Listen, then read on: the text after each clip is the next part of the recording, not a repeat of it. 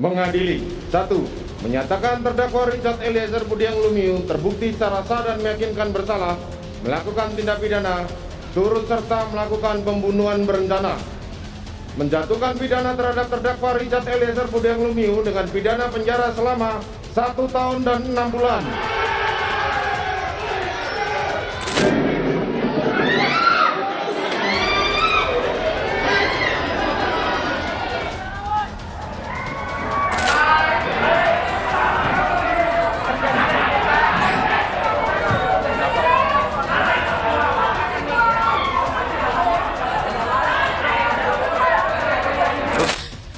Vonis telah memberikan Richard Eliezer yaitu vonis 1 tahun 6 bulan.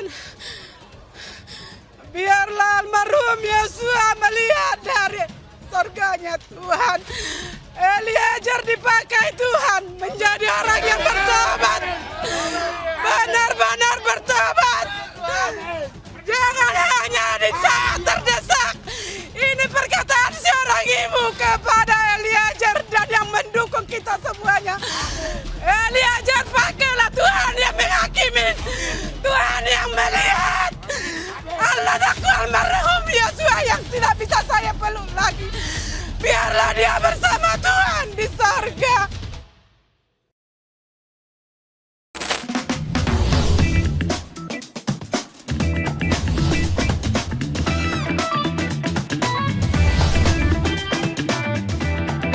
Living on point.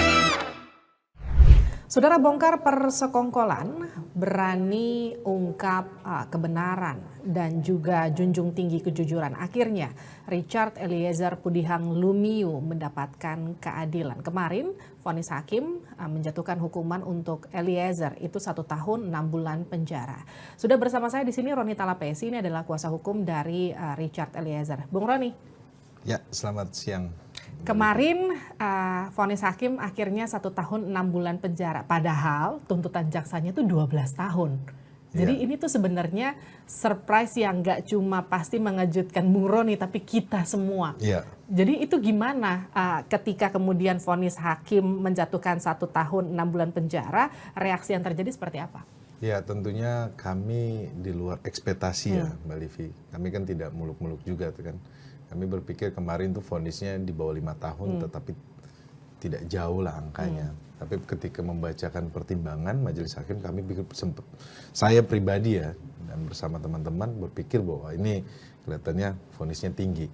Saya juga gitu, karena ketika pertimbangannya, waduh, pertimbangannya agak-agak berat ya soalnya kemarin ya. Pertimbangannya, tapi kita lihat ini adalah proses hukum dan kita hormati keluarga korban, kita hargai atas kebesaran hati memaafkan Richard Eliezer, dan keluarga kan sudah bertemu. Ini merupakan hal yang baik dan menjadi kekuatan untuk Richard Eliezer. Jadi dalam proses ini kan kita melihat bagaimana Richard Eliezer konsisten, dan dari buah kejujuran dia itu hakim sangat menghormati dan menghargai. Dalam hal apa? Dalam proses persidangan ini kan Richard Eliezer berkata jujur, dia konsisten ya. Jadi kalau saya lihat di putusan yang kemarin majelis hakim berikan, itu adalah hasil dari kejujuran Richard Eliezer. Oke, artinya 1 tahun 6 bulan masih mau banding atau udah nggak usah? Kalau dari kami, Mbak Livi, dari tim penasihat hukum sudah cukup. Sudah cukup ya. Sudah luar biasa bahkan ya, dari 12 tahun ke 1 tahun 6 bulan ya. Sudah sesuai target dan kita kan ada 2 targetan ya. Awal itu adalah dia lepas atau bebas, dan target kedua adalah dia divonis di bawah 5 tahun. Jadi setelah vonis kemarin, kita sempat berdiskusi bersama tim, saya dan tim, saya sampaikan bahwa ini sesuai dengan target yang kedua, jadi kita terima.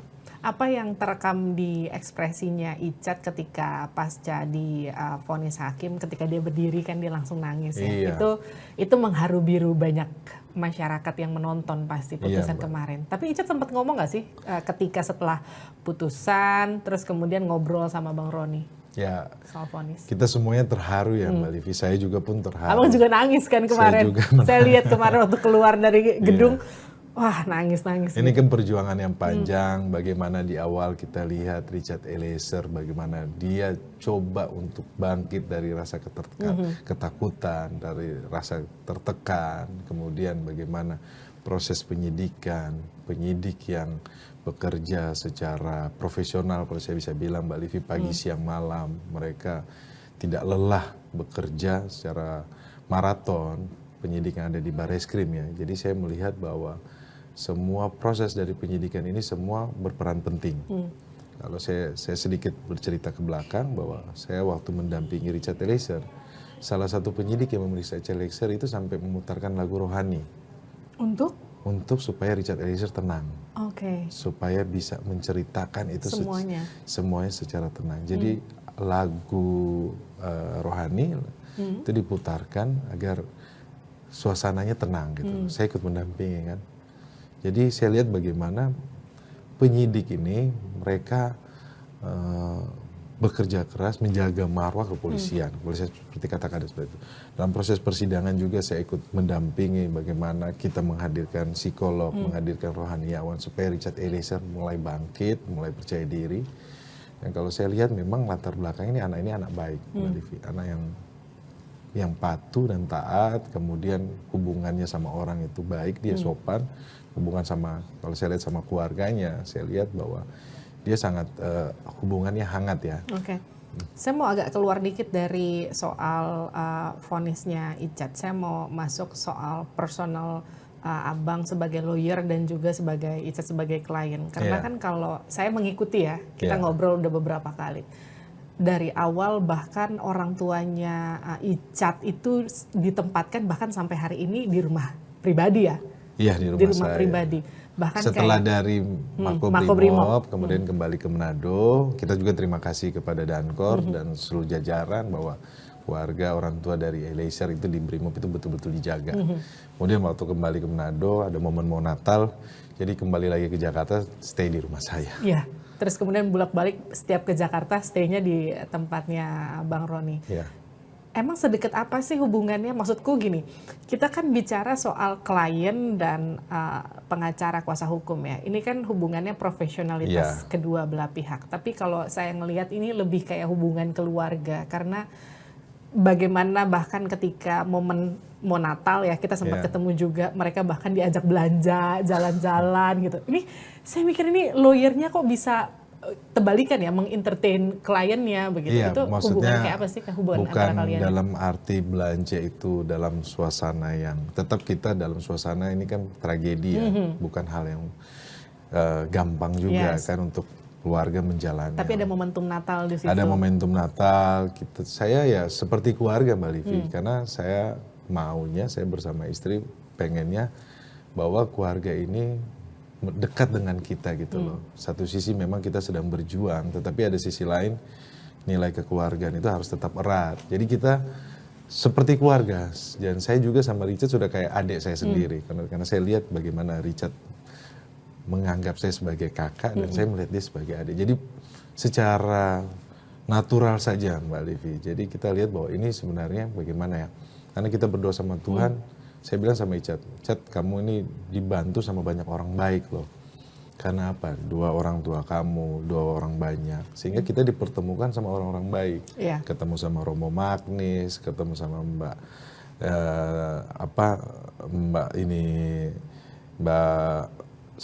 Mas Reza Indragiri, terus Mbak Lisa.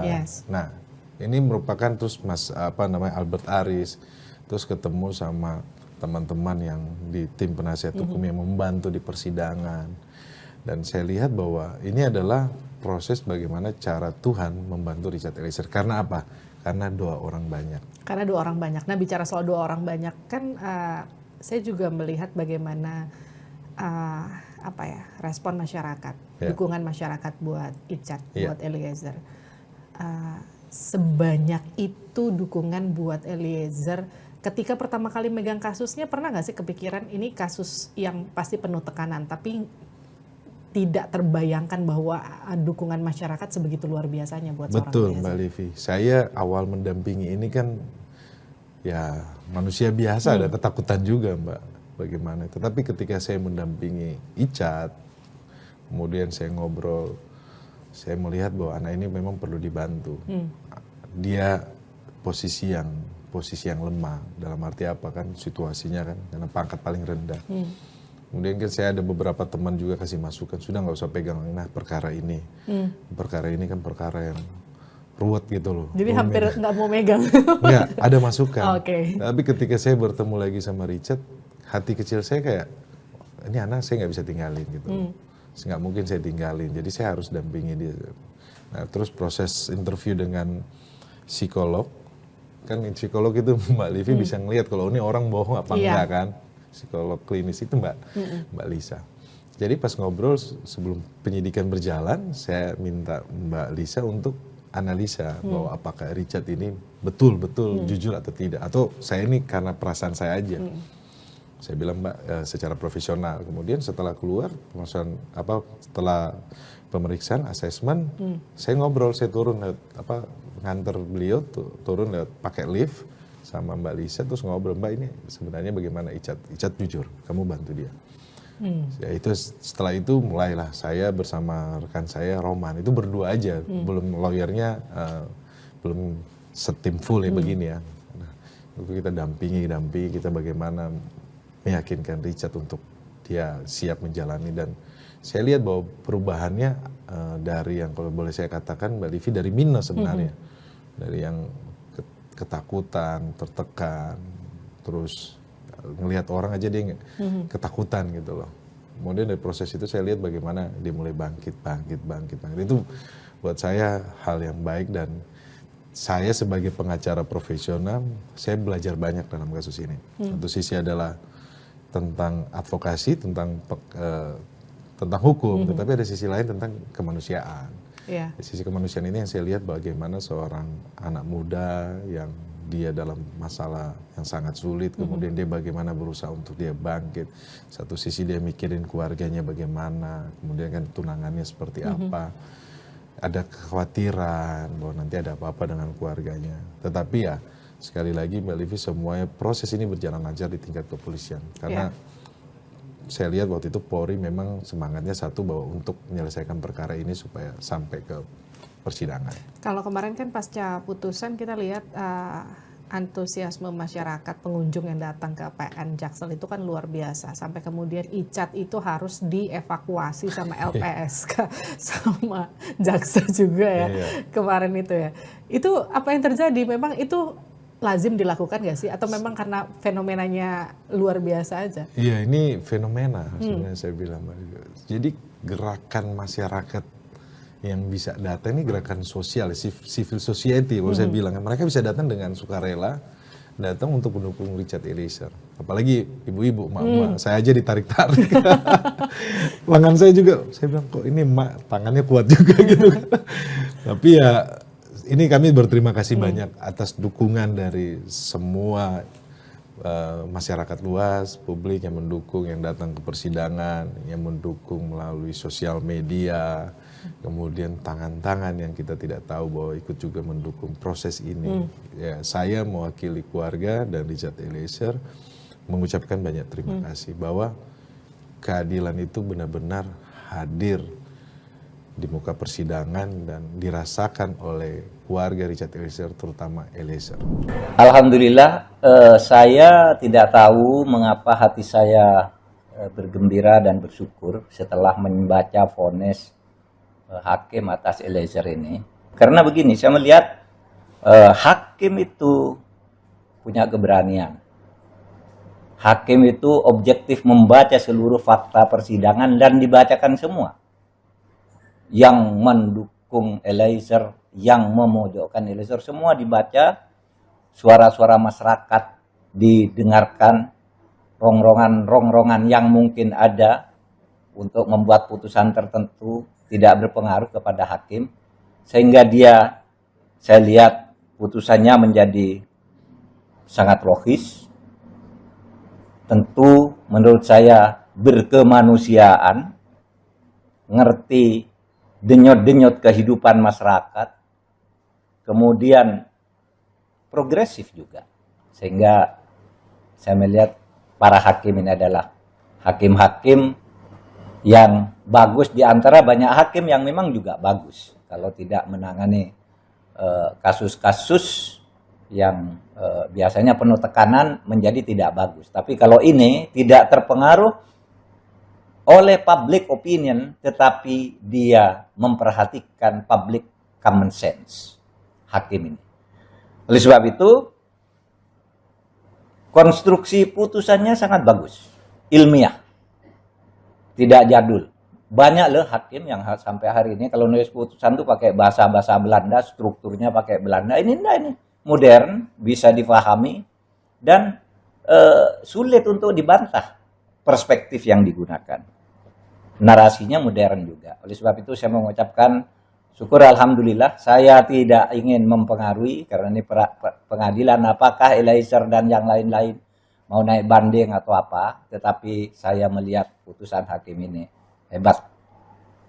Saya bersama masyarakat tentu saja yang selama ini ingin menyuarakan kebenaran tentang kasus ini, berterima kasih kepada hakim, kepada jaksa yang sungguh sangat serius juga, sudah bagus. Soal perbedaan angka tuntutan itu soal tafsir saja. Kepada pengacara juga yang telah membela kliennya dengan penuh profesional, tapi pada akhirnya hakim yang memutuskan. Nah, dukungan ini kan nggak cuma datang dari masyarakat, karena kalau kita lihat dari awal Menko Polhukam Mahfud MD itu kan juga menaruhkan atensi yang cukup besar ya untuk Eliezer. Dan ketika kemarin diputus 1 tahun 6 bulan tuh langsung bereaksi positif kan dengan tepuk tangan dengan putusan hakim. Kontra ketika waktu itu dijatuhi tuntutan 12 tahun kan waktu pas dituntut JPU. Ini gimana reaksinya megang kasus yang kita bisa bilang kasusnya seluar biasa ini sampai kemudian level Menko Polhukam ikut ngasih atensi buat kasusnya ini, jadi pressure nggak sih buat seorang Roni Talapesi? Ya, bagaimana kita bisa meyakinkan publik, Mbak Livi, itu sangat penting ya dalam pembelaan saya, karena memang saya lihat bahwa Richard dia sudah jujur dan dia mau kooperatif, dan jadi saya sebagai pengacara tidak terlalu sulit untuk bagaimana supaya meyakinkan persidangan dan meyakinkan publik, karena dari Richardnya sendiri memang saya lihat bahwa dia mau kooperatif dan dia mau membantu proses persidangan. Ya, sisi lainnya itu Mbak Livi, bahwa saya lihat bahwa ini semua berjalan, kemudian ketika kejujuran Richard Eliezer, kemudian publik ikut mendukung, kemudian dari berbagai pihak ikut mendukung, ini merupakan anugerah Tuhan kalau saya bisa bilang gitu. Mujizat lah. Ini mukjizat. Mujizat. Dari yang kita sampaikan bahwa dari awal Richard Eliezer sendiri keterangannya, kalau dibilang 4 lawan 1, belum lagi tekanan-tekanan yang dari luar. Kemudian bagaimana kita bisa membalikan ini situasi, dengan saya juga pun berdoa ya, tetapi dari tim penasihat hukum ketika salah satu contohnya strategi saya tidak mengajukan eksepsi, kemudian kita periksa saksi-saksi, semuanya saksi-saksi mencabut BAP, mengikuti keterangan Richard Eliezer. Nah ini semua proses akhirnya berjalan baik. Semalam sempat ketemu sama Pak Mahfud ya di program Satu Meja ya. Iya. Sempat ngobrol apa Pak Mahfud setelah akhirnya vonis kan? Bisa ketemu langsung? Iya, kita sebagai yang saya lihat bahwa Prof. Mahfud ini kan sebagai profesor hukum, kalau saya boleh bilang begitu ya. Ya kami appreciate. Kami appreciate dan beliau tetap monitor sebagai Menko yang bidang hukum ya. Kemudian fokusnya kepada hukum, beliau sangat melihat bahwa ini menjadi perhatian khusus ya dari awal proses ini. Tetapi ini kan menjadi pembelajaran buat kita agar kedepannya tidak terulang seperti ini Mbak Livi, dan juga pun antara bawahan, atasan juga pun menjadi pembelajaran ketika menerima perintah dan jangan salah memberikan perintah. Ini banyak hal yang bisa kita pelajari dalam proses ini, terutama juga pun buat Polri. Betul, itu ngomong-ngomong tadi malam kan juga ngobrol sama Pak Kadif Humas ya? Iya. Pak Kadif Humas, ini ngobrol soal bagaimana nasib Icat ke depannya, itu juga jadi pertanyaan. Kan biasanya kalau yang dipecat itu kan 5 tahun ke atas nih, Icat kan cuma 1 tahun 6 bulan, balik dong Icat jadi polisi. Kan harapannya seperti itu Mbak Livi. Kalau kita lihat bagaimana proses Icat berjuang keras untuk masuk ke polisi. Dia kan sampai 3 kali ya, sebelumnya kan dia coba untuk Angkatan Laut. Tapi yang ketiga kali ini kan dia bagaimana dia berjuang keras. Pertama gagal, kedua dia nggak dapat, terus yang ketiga. Itu kan perjuangan keras dan dia memang benar-benar mencintai Polri. Kalau yang pertama itu kalau nggak salah dia itu tesnya bukan marinir tapi tes ini pelaut kalau nggak salah. Nah yang ketiga ini perjuangannya dia kan sangat luar biasa sehingga membuat Richard Eliezer itu bagaimana mencintai Polri terutama Korps Brimob. Dan dia selalu membangga-banggakan itu. Kalau saya ngobrol kita selain ngobrol kasus kita ngobrol lah soal bagaimana pengalaman. Bagi menjadi seorang anggota Brimob, perjuangannya bagaimana. Jadi saya pikir wah kalau saya juga mungkin tidak gampang ya ketika pendidikan di Batu Kosek dikirimkan ke sana itu kan pendidikan yang tidak gampang gitu. Nah dasar kecintaan dia terhadap Polri itu terhadap Brimob kalau saya lihat bahwa ketika proses ini kan kita punya hope, harapan. Harapan dari seorang Richard Eliezer adalah kembali ke Polri dan bisa kembali ke Brimob, itu harapannya. Dan ini justru nggak bikin dia ciut ya, karena kan jangankan buat seorang Richard Eliezer, buat kita aja ngikutin kasusnya ini traumatis sekali pasti. Eliezer siap kembali betul seutuhnya ke Polri. Nanti kita akan terus dampingi ya Mbak Livi, kita akan memonitor, kita akan lihat perkembangannya, tetapi kan harapan itu kan harus kita perjuangkan kan, hope itu ya. Ketika kemarin sama Pak Kadif Humas, Pak Dedi berbicara dengan orang tuanya Eliezer, itu adalah suara hati dari seorang orang tua. Semoga ini didengarkan oleh pimpinan Polri bahwa Richard Eliezer bisa kembali bertugas dan dia bisa kembali mengabdi kepada negara. Kabarnya nunggu sidang etik ya? Yes, kalau yang semalam di di satu meja nyampaikan seperti itu.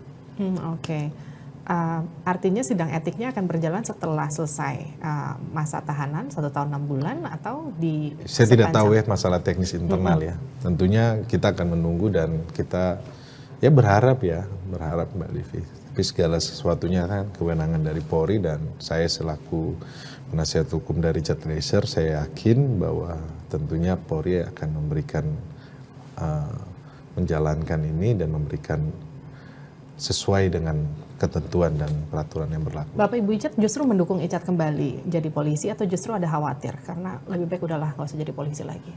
Ya karena Icat kemauannya adalah tetap kembali menjadi anggota Polri, ya tentunya saya, keluarga saya, ya kita dukung Mbak Livi. Ya kan umur 24 tahun dengan penuh semangat mau bekerja, mengabdi kepada negara kan kita tidak bisa batasi kan. Tapi ya sambil mengalir aja. Kan ada dukungan sempat ya dari teman-temannya Icat di Batu Kosek ya, betul ya? Iya. Yang sempat datang ke persidangan ya? Iya.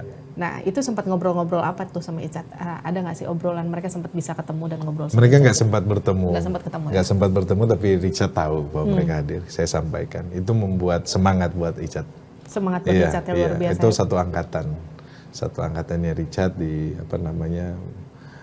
di pendidikan di Batu Kosek ya. Brapana Nusantara namanya.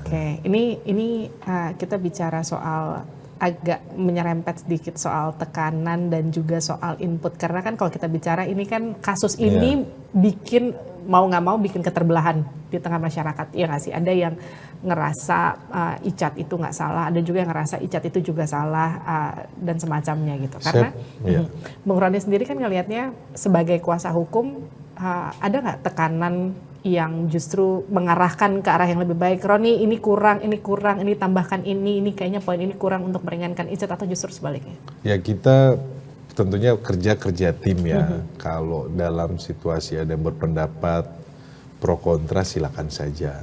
Itu kan hak dari setiap orang untuk berbicara ya. Tetapi kan dalam proses ini kan kita kembali kepada persidangan. Dan kemarin putusan majelis hakim yang diketuai oleh Pak Wahyu, anggota majelisnya Pak Ribut dan Pak Morgan. Kalau saya lihat itu putusannya luar biasa. Itu bisa menggambarkan seluruh dari proses peristiwa ini loh.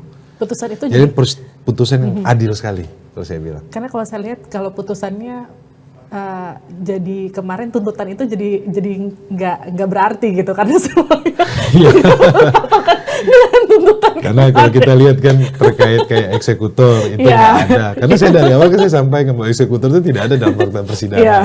Kemudian dia bilang saksi Icat itu pelaku utama. Fakta persidangan kan Icat bukan pelaku utama. Jadi ya itu yang buat Saya lega sih ngeliatnya. Ya, mungkin orang-orang yang juga ngeliatnya, wow 1 tahun 6 bulan. Terus ngapain kita kemarin deg-degan ya mikirin bakal 12 tahun.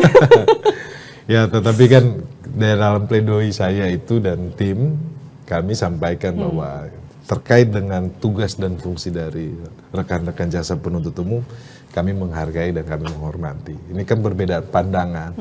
Kalau jaksa penuntut umum punya pandangan tersendiri, tentunya dalam hal ini kan mereka punya kewajiban untuk penuntutan. Kalau saya sebagai pembela tentunya saya punya pandangan yang berbeda. Tetapi kita akan melihat bahwa finalnya kan putusan dari majelis hakim. Oke, Bung Roni ini udah vonis kemarin, udah bisa tidur nyenyak belum? Ya, saya tidur nyenyak. Akhirnya tidur nyenyak. Jadi cerita dong, udah berapa lama nggak tidurnya? Ya lama sih ya. Ya proses ini kan jalan dari bulan Agustus sampai sekarang kan. Ya namanya perkara yang dibilang rumit ya. Ini rumit banget, bukan dibilang rumit, pasti rumit banget ya. Iya, karena kita pembelaannya kan bagaimana saya melakukan strategi pembelaan yang secara maksimal gitu kan. Jadi kita harus mengatur supaya. Jadi di tim itu saya sudah atur yang nanya ini. Jadi kadang-kadang tidak ketebak tim saya. Contohnya ada salah satu tim yang memang saya simpen, saya nggak akan keluarin dia. Saya akan simpen sampai agenda persidangan yang ngomong soal senjata. Oke. Karena jadi dia spesialis senjata. Ya? Nah, itu dia. Dia hobinya senjata. Terus? Ini lucu ini. Jadi ceritanya ya kita pas baca BAP soal senjata kita nggak ada yang ngerti. Udah 2 jam berdebat. Udah nggak ada yang ngerti ngomong selongsong, ngomong apa, nggak ada yang ngerti soal balistik. Jadi memang di dalam tim ini unik ya. Jadi salah satu rekan saya ini yang ikut membantu, dia memang lebih mengerti ya tentang senjata. Jadi pemeriksaan tentang balistik itu nggak kita keluarin. Tiba-tiba waktu pemeriksaan balistik baru dia muncul, dia yang lebih banyak bertanya. Jadi strategi-strategi seperti itu yang memang ya saya mengatur ya. Kemudian ada salah satu tim adalah ya cukup senior. Kemudian beliau bergabung di tengah persidangan karena kita sudah lihat bahwa situasi kok kita ini dikepung. Nah, saya sudah tahu, saya mempelajari di tim dari seberang sana bagaimana karakternya. Kemudian ketika berbicara tentang ahli pidana, beliau muncul gitu loh. Tim ini kita muncul. Jadi kita menjaga keseimbangan agar kita juga melihat bagaimana arah pembelaan dari penasihat hukum yang sebelah. Tetapi kan kita strategi saya itu kemarin bertahan sebenarnya. Jadi bukan menyerang. Bukan menyerang. Strateginya adalah bertahan. Oke. Ini kita seperti kalau di bola itu kayak di panzer gitu. Bertahan saja kan. Jadi bukan strateginya kita, karena kita melihat bahwa Richard Eliezer dia sudah konsisten, dia kooperatif, dia mau jujur. Itu yang membuat kami melihat bahwa ya kita juga harus mengikuti bagaimana supaya memperjuangkan klien kita ini secara maksimal. Oke. Bang Roni sempat hilang harapan gak sih waktu pas udah semangat dengan saksi ahli yang kita bisa katakan oke di persidangan, meyakinkan harusnya nggak cuma meyakinkan hakim tapi juga meyakinkan kita semua soal bagaimana mereka menjelaskan gitu, tapi kemudian tuntutannya 12 tahun itu sempat. Iya, kayak roller coaster. Ya. Udah naik, turun. Udah tahu, kita juga tahu ini ada undang-undang perlindungan saksi korban. Kita sudah mengajukan surat juga kepada jaksa penuntut umum. Kemudian LPSK juga kan sudah memberikan rekomendasi. Kita sudah memohon agar Richard itu dituntut paling rendah dari yang lainnya. Tapi pas Richard dituntut tinggi, tentunya saya juga pun shock ya. Drop juga. Jadi ada ngelihat Richard dia. Jadi kita saling menguatkan Mbak Livi. Jadi nggak cuma di sini lawyernya menguatkan terdakwa juga ikut menguatkan kuasa hukumnya ya. Jadi Richard ini sosok yang sebenarnya dia juga pun figur yang tough ya, tangguh gitu kalau saya lihat. Jadi ya akhirnya dalam proses tim ini banyaklah dinamikanya. Bagaimana kita semangat, kemudian dinamika di dalam tim juga bagaimana kita menjaga. Karena kan setiap kepala kan anak hukum ini nggak usah 10 orang kumpulinnya 3 orang. Itu beda-beda itu. Berdebat semuanya kan.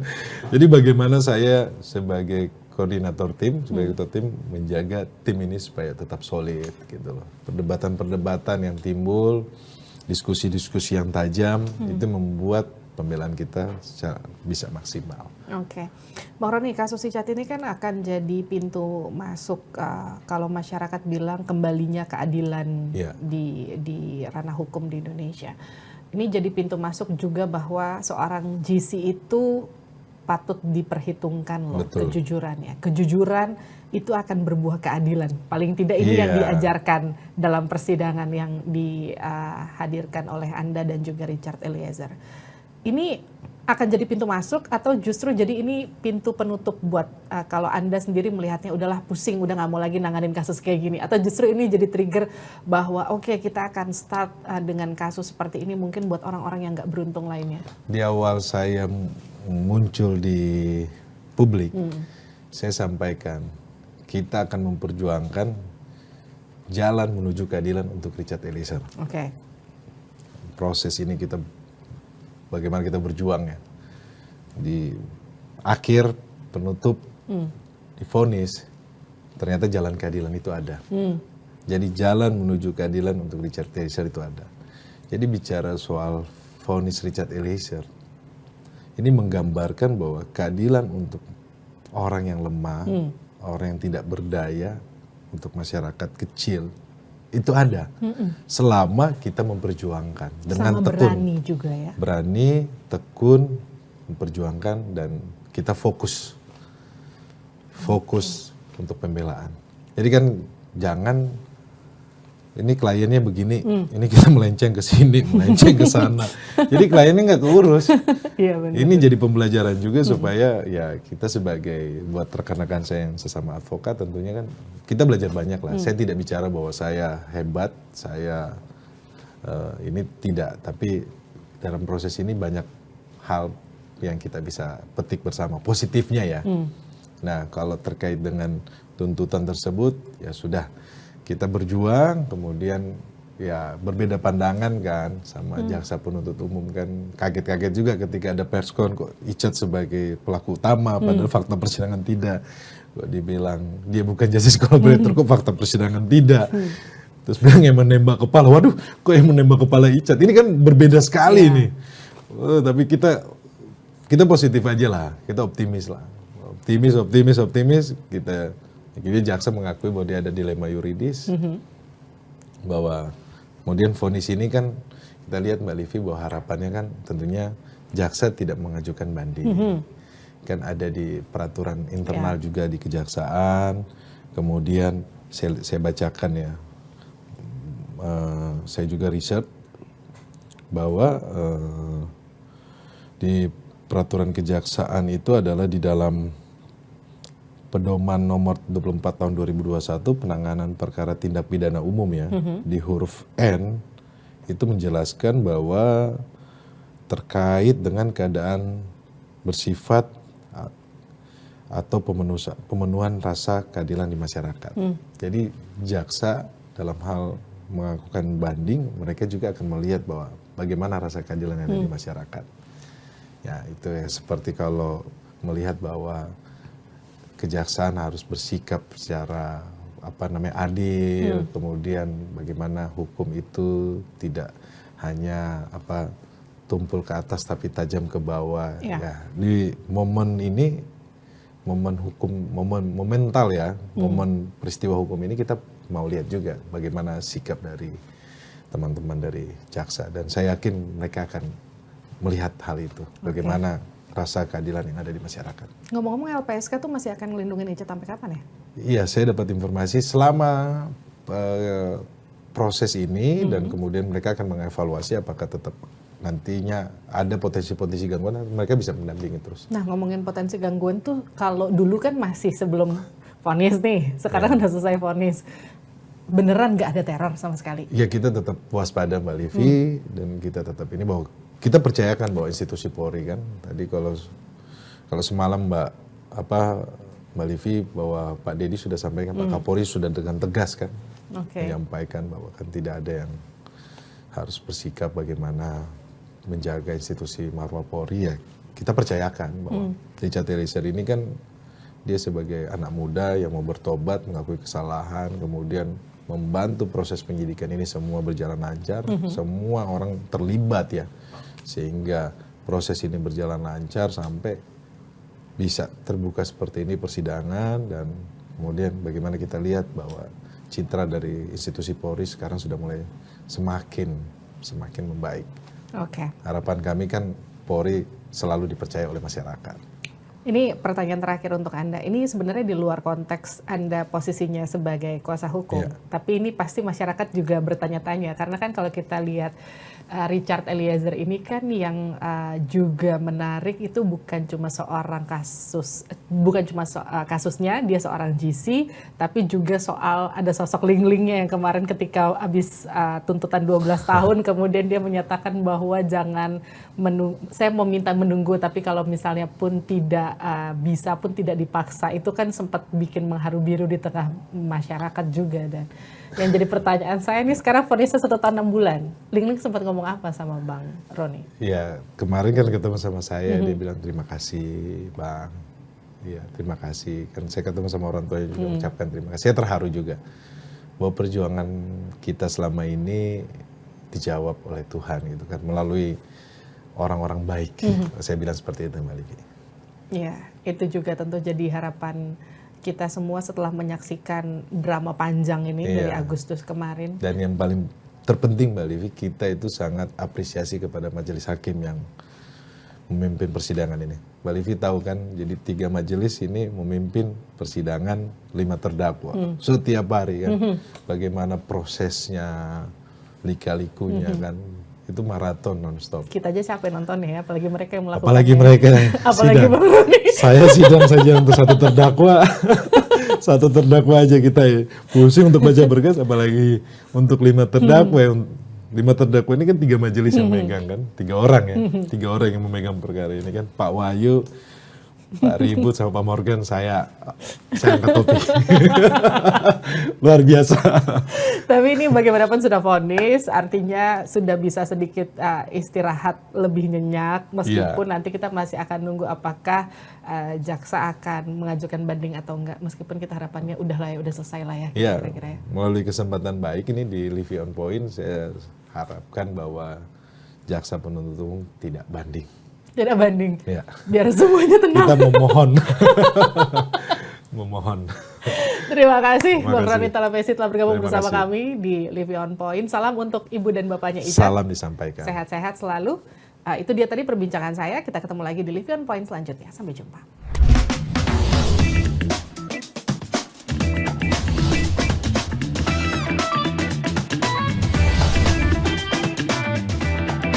Livi On Point.